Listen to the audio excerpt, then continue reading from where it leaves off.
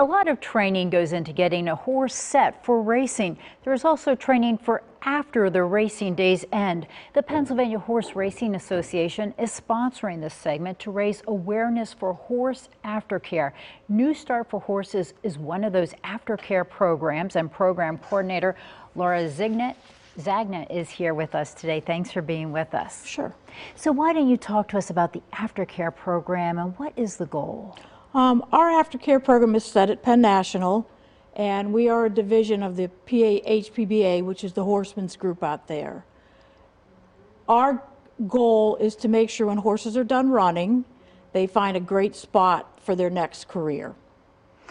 And tell us about that next career. How long is a horse's retired life in relation to its actual racing career? It's pretty short, isn't it? Most horses run usually average till they're 6 or 7 years old, and then they're retired. A lot of them are retired.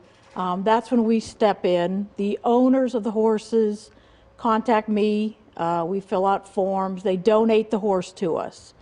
After the donation is done, we go ahead, and I have 2 vets I work with, Dr. Renee Nodine and Dr. Nikki Smith, and we evaluate the horse and decide at that point we have a farm, moving forward farm, that we put the horses at to evaluate them and give them a little bit of time to unwind.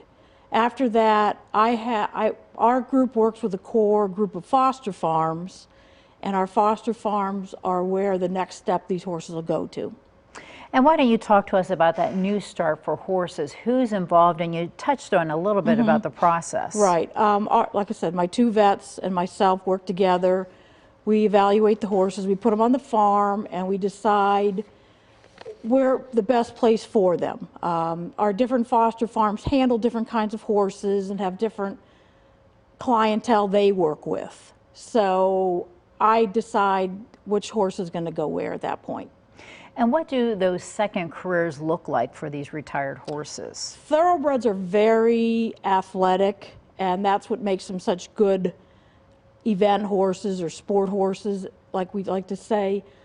They can handle just about any situation because being at the racetrack, they've seen about everything. So most people that look for thoroughbreds tend to look for horses for English riding, which would be hunters, jumpers, eventers. But the fact that they're so versatile, they can go into barrel racing, they go into polo ponies. We have one horse that's involved with a PA war horse. He's one of the horses that they use for therapy work.